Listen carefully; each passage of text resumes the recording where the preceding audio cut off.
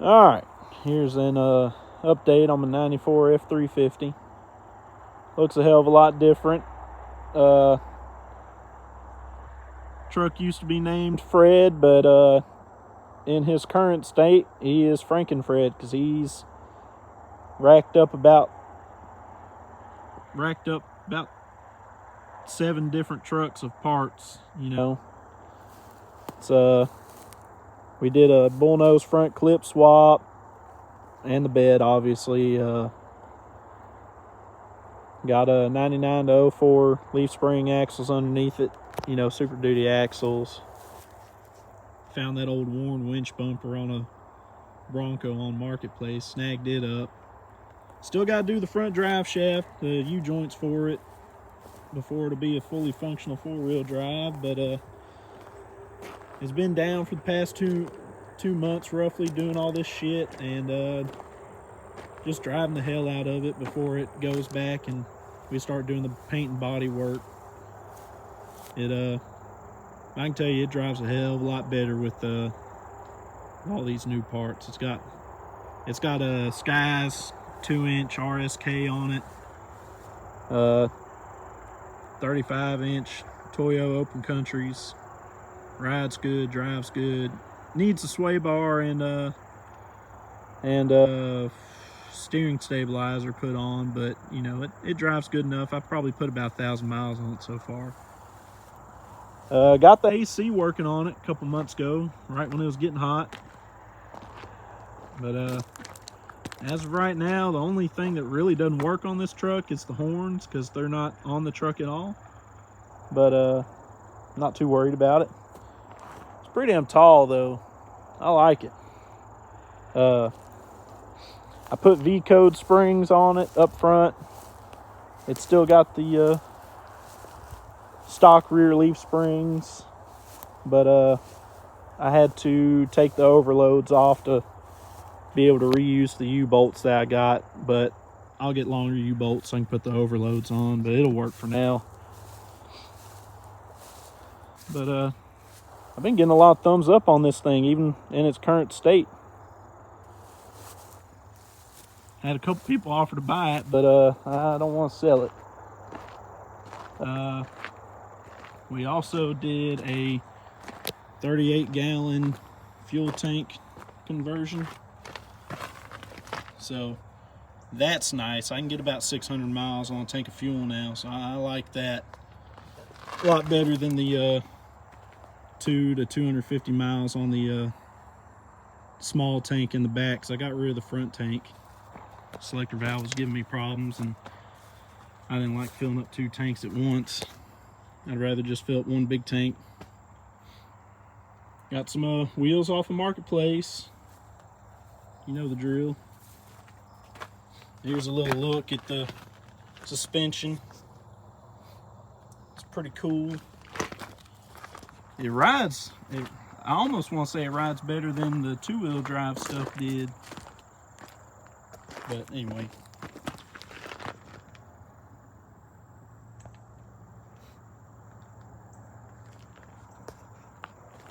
Oh, I'll show you the track bar, I guess.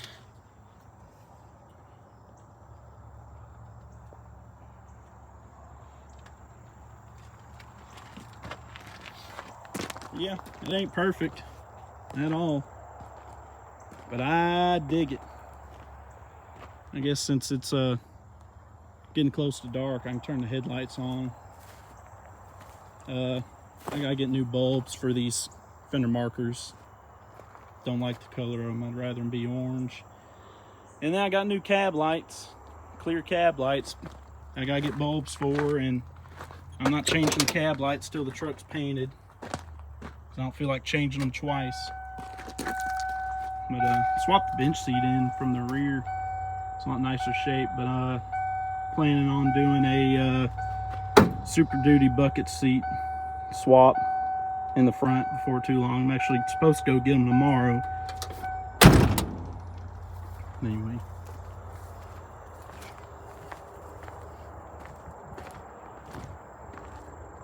It looks pretty mean.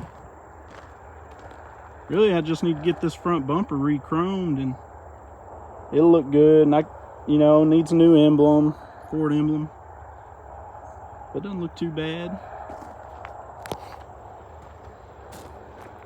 Now, the only complaint I've really gotten on the truck is just because the paint doesn't match, but that's all. It's part of the process. You know, most people would probably rather just do it all at once, but I don't care about how it looks. Yeah, it still looks good to me how it is. But I wanted to enjoy it. I've spent a lot of money on this truck in the past 2 months getting it like this, and what's the point in spending the money if you ain't gonna enjoy it? And I have been enjoying it. It's been in my possession for about 2 weeks now. Back in my possession for 2 weeks. Had it in my buddy's shop, and I have been driving it back and forth to work. To hell with the company truck. I'll burn my own fuel this time. But yeah. So the RSK takes a lot of drilling. And I will say if I had to do it again, I might have just gone with coil spring axles. The main thing for me with the coil spring axles is I can't run 16-inch wheels, and I really like that style wheel. It fits. It still looks somewhat era correct. I'm sure you get bullet hole wheels for the newer Super Duty axles, but 17 and bigger, it to me it just doesn't look right. But anyway, you know, future plans for it are obviously paint and body work. That's the big one. After that's done, me and another buddy plan on tackling the interior, you know, pulling the carpet, seats, door, cab, and window seals all out, and replacing everything, putting some insulation under the carpet, trying to quieten the cab down, and do the Super Duty bucket seats in the front. And I got a center console that I'm going to put into. Just help it be a better driver, because I plan on driving this truck everywhere. My goal is to drive it up to Alaska one day when I have the time and the money to do so.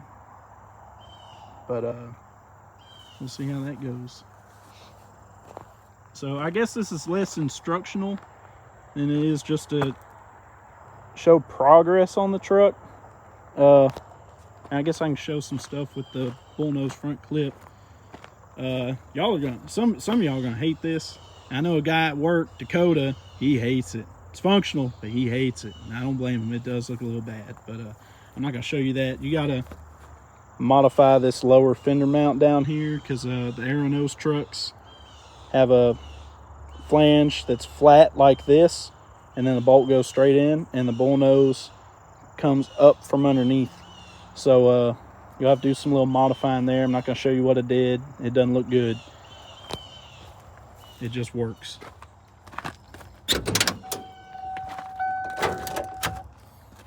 Turn the headlights on.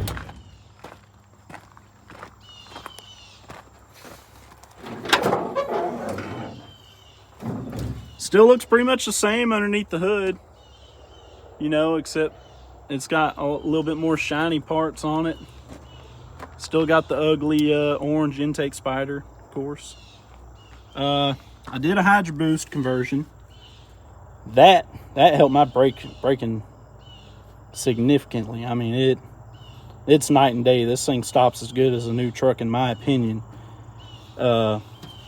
Also, you know, put the manual vacuum pump over there so I could get rid of the belt-driven pump, because mine hadn't failed, but I'm sure it was going to happen eventually. The bullnose core support, you know, if you want to do this bullnose front clip swap, you need the fenders, core support, and depending on the motor you have, you need the core support to fit it. So if you've got a gas V8, you need a core support from a truck that has a 302, 351, 460, any one of those three, they're all the same. I don't know if it's the early bullnose or if it's the whole bullnose lineup, but from what I remember, the straight 6 trucks had a different core support radiator setup, so just watch out there. And then the diesel obviously had its own little core support setup. I'm still using the stock bumper mounting for the Aero nose trucks. I didn't do anything there. I just I'm not gonna put a winch in this thing, so it's got some brackets we made and spacers and stuff just to put it on there, because yeah, it doesn't need to hold up to a 12,000 pound winch, so it'll be okay. Headlight wiring, I mean, I don't know if you know this, but the headlight connector right here is different between the bullnose and the Aero nose trucks. Aero nose has a little plug-in headlight, and this has a three-prong connector that goes into the back of the sealed beam headlight. The turn signal bulb down there at the bottom is the same. You will need to splice in to either one of your marker lights to get the fender marker light. You'll have to splice in the bullnose light connector because it's different. You'll have to add your grounds accordingly, you know. Just do what you gotta do, really. We had to drill and tap a hole to be able to mount the IDM back up, but that wasn't a big deal. To mount the hood with the bullnose, the wiper cowl, you got to have the bullnose wiper cowl because the body lines are different, and then you have to have the hood hinges that also match said bullnose. The hood springs, hood supports, they're the same. They'll bolt right up. You ain't got no problems there. Let's see what else. If it's a diesel, the radiator pretty much goes right in, no problem. I mean, this is an early Power Stroke, so the later ones might be different, but I don't think they are. Well, really, this is a late IDI truck originally. There's so much bullshit, I'm starting to get my shit confused. But late IDI, early Power Stroke, well, really IDI and early Power Stroke, I know they are the same. Later OBS Power Stroke might be different. It's probably not, but you can find that out. I'm not going to do the research because I don't have to.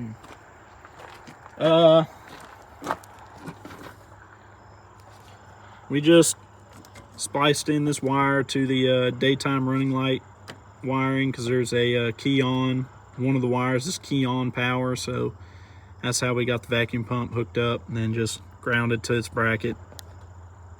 It works because the vacuum pump's not going to run constantly. It's just going to run long enough to get enough vacuum, and then it'll shut off on its own.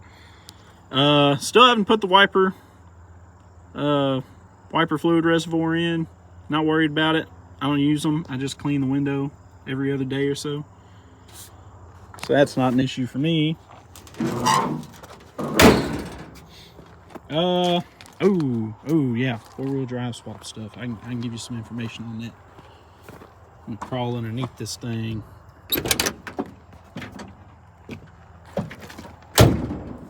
So, the 99 to 04 leaf spring axle is a direct bolt-in. The yoke on the pinion is different.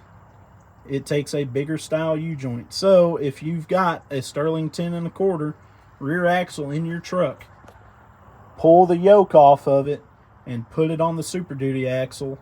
As long as your truck is 93 or newer, it should have the same style, the long nose pinion. And so you can just use that. Then you don't have to change U-joints or get conversion joints or anything like that. You know, nothing crazy. Super Duty axle, the shock mount is backwards on it, it's facing the other way, so you just unbolt it and you flip it around and then you bolt it up. That's pretty simple.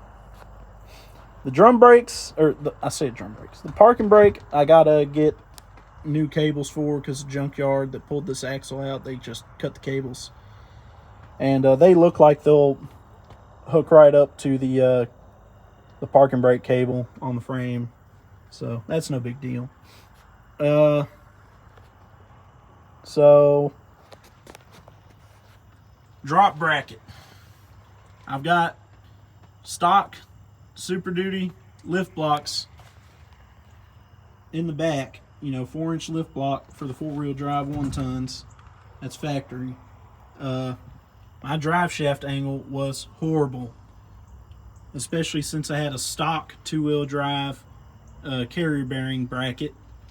The drive shaft actually came out of the transfer case up at an angle and then came down steep to the rear axle.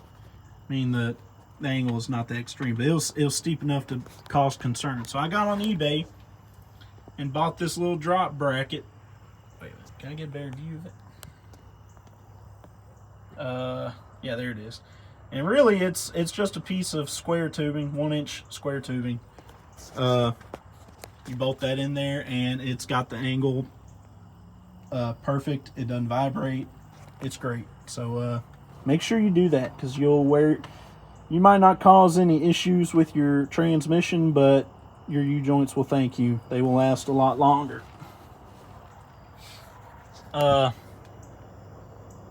Yeah, so I mean, that's really all I got for this thing. I still got to put the transfer case skid plate on, but that's as easy as putting some J clips in and then zipping some bolts in, and that's good.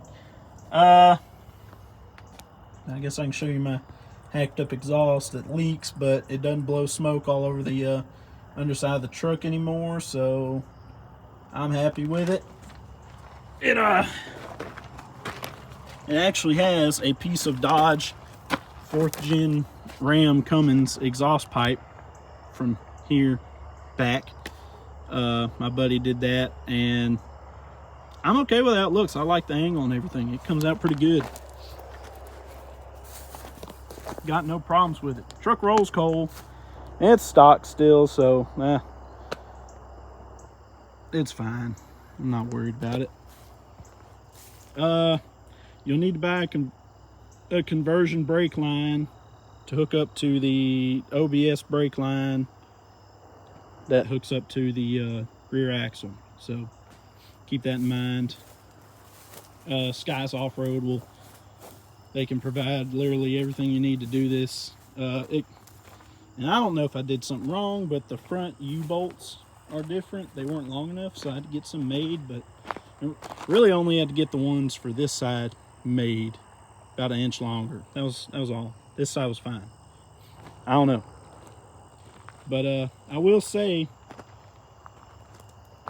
I like the ride, the leaf spring. I like a leaf spring front end better. They're tougher, in my opinion. They seem tougher. They can handle more weight. Am I going to do this to another truck? Hell no. Too much drilling. Yeah, I don't know. It would have to be a 4-wheel drive, a factory 4-wheel drive truck for me to even think about doing another RSK. If I do another 2-wheel to 4-wheel drive conversion, it will be with a coil spring Dana 60, just because I do not want to deal with drilling that many holes. It's too much. I mean, I think we spent 2 whole days on this, and you know, there's people out there that could get it done faster, yes, no doubt, but me and my buddy try not to kill ourselves on the weekends, because we got to go to work Monday and we don't want to be dragging ass, you know. It's kind of how it goes. But I don't regret doing it to this truck. I will not do it to another truck. You know, I will help, but I'm not going to do the work. I'm not going to do the majority of the work anymore. It's too much for me. I don't care for it. Really, that's about it. I mean, there's plenty of RSK videos on YouTube, so I'm not gonna I'm not going to give you a step-by-step little walkthrough of it. It's just not worth it to me, you know. Y'all can figure that out. Pretty much it's just progress update, I guess. I guess I'll post another video after paint, body, and interior work's done. And I mean, this truck's pretty much going to be wrapped up at that point. There's not much else I'd want to do to it besides little stuff that you can't see, like, you know, put better speakers in the door. That's not that big a deal. I don't know. I want to make the interior more comfortable, more quiet, you know, just better for long trips. And I want to have better quality speakers with the stock head unit, because I'm weird like that. And I'm going to call it good. I mean, I'm a simple man. I can put a Bluetooth transmitter in the cigarette lighter, and I got Bluetooth radio, and I'm happy with that. Anyway, that's enough rambling, I guess. That's about it. Sun's going down on my side of town. Anyway, have a good one.